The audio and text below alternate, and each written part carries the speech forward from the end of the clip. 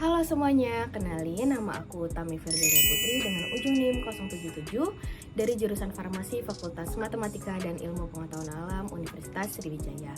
Nah, pada video kali ini aku akan menjelaskan mengenai denah pabrik produksi sediaan steril yang telah aku rancang. Namun sebelum itu, kita akan mengenal lebih dalam dulu mengenai klasifikasi dari ruangan steril sendiri. Nah, sekarang mari kita bahas klasifikasi ruang sesuai dengan standar CPOB. Ruang produksi steril diklasifikasikan menjadi beberapa kelas berdasar jumlah partikel yang diizinkan di dalam udara. Hal ini sangat penting untuk memastikan bahwa area produksi tetap steril dan tidak ada kontaminasi. Ruang steril sendiri terbagi menjadi 4, yaitu ruang A, ruang B, ruang C, dan juga ruang D. Ruang A adalah area aseptik di mana produk steril terpapar langsung selama proses kritis seperti pengisian ataupun pengepakan. CPOB menetapkan bahwa udara dalam ruangan ini harus dijaga dengan sistem laminar airflow. Dan juga dalam kondisi operasional, jumlah partikel yang diizinkan tidak boleh lebih dari 3.520 partikel dengan ukuran lebih besar ataupun sama dengan 0,5 mikrometer per meter kubik udara. Yang kedua, itu kelas B, adalah lingkungan di sekitar ruang kelas A. Udara dalam ruangan ini juga dikontrol secara ketat dengan filter HEPA, namun batasan partikel yang lebih longgar. Menurut CPOB, ruangan ini biasanya digunakan sebagai latar belakang untuk operasi aseptik dan harus memiliki tekanan positif yang lebih besar dari ruang kelas C dan D. Nah, selanjutnya itu ada kelas C dan D adalah ruang yang digunakan untuk tahapan praproduksi, persiapan bahan baku ataupun pembuatan larutan sebelum sterilisasi. CPOB menetapkan bahwa ruang kelas C harus memiliki jumlah partikel tidak lebih dari 352.000 partikel dengan ukuran lebih besar atau sama dengan 0,5 mikrometer per meter kubik. Sementara kelas D lebih longgar dengan batasan 3.520.000 partikel dengan ukuran partikel lebih besar atau sama dengan 0,5 mikrometer per meter kubik. Meskipun tidak setinggi kelas A dan kelas B, kebersihan di sini tetap sangat penting.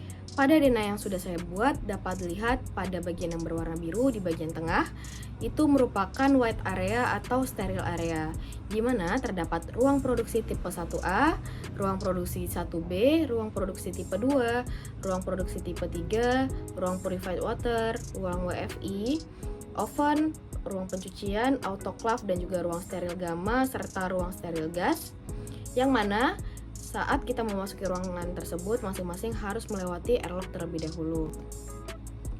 Airlock di sini memiliki fungsi agar tekanan udara dari luar tidak masuk ke dalam saat kita memasuki ruangan produksi, di mana hal ini menghindari adanya kontaminasi.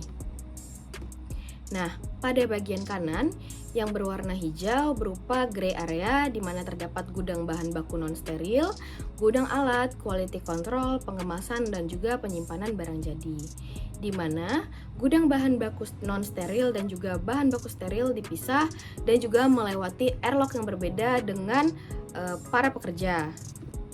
Serta pada bagian kiri yang berwarna pink merupakan black area yang mana terdiri dari ruang istirahat, kantin, loker, musola, parkir staf, kantor, ruang AHU, kamar mandi, dan juga pengolahan limbah. Dalam denah pabrik yang telah dibuat, alur masuk pekerja dan alur masuk barang dibuat berbeda.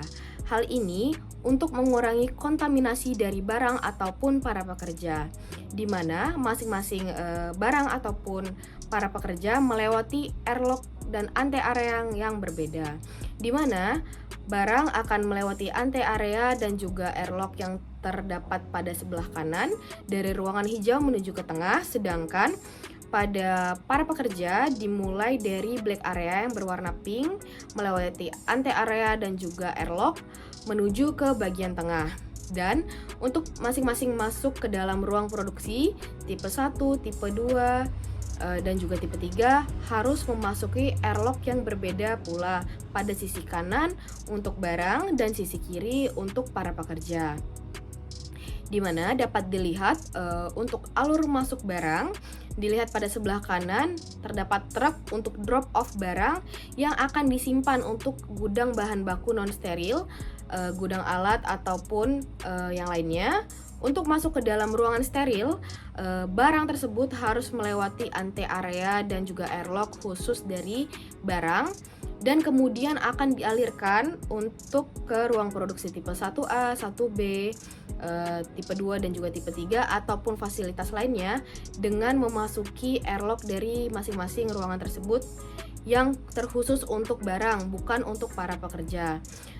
Demikian pula untuk para pekerja, untuk memasuki ruangan dari ante area dan airlock yang terletak pada sebelah kanan, yang terkhusus untuk para pekerja. Dan juga untuk memasuki ruangan produksi ataupun ruangan fasilitas steril, para pekerja harus memasuki airlock dari masing-masing ruang tersebut yang terkhusus untuk para pekerja, berbeda dengan barang. Nah, mungkin sekian penjelasan singkat aku mengenai pabrik produksi sediaan steril yang telah aku rancang. Semoga bermanfaat. Bye-bye.